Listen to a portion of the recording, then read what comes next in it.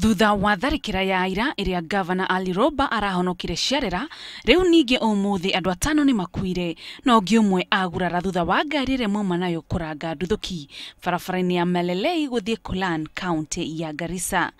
Riu ateti a kuma gicigo giki ni marutite ndumiriri yao igie tharikira ino, magicakaya abitha a borithi aria matete mioyo yao itharikira-ini ici. I want first of all to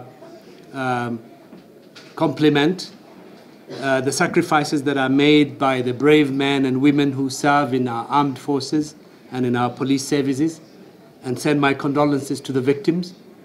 I want to say that my heart is out there with the people of those areas that have been affected.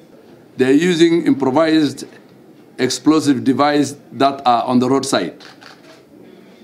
They are targeting vehicles that are passing, specifically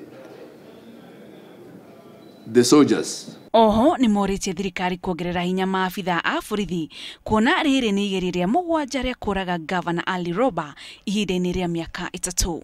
We are appealing to the government really to increase the number of soldiers down there, and also try to be also vigilant and try to protect also the lives of the people. Ni morite aikare gicigo giki guthingata thayu na guikarania hamwe na urumwe hindi ria kuoneka matharikira ta macio na matigetikire kugayukanio. Speaking personally, also been a victim myself of violence extremism, and I must say that we need to stand together as people. We need to stand together to fight against this kind of violence, to be united in the face of terror attacks. And we condemn again with the strongest term a heinous act by Al-Shabaab, and we believe it's cowardly because they are facing the heat in Somalia from AMISOM, including our Kenya Defence Forces, and that's why we think they are now beginning to come to our side again, and we promise we'll take the fight to them.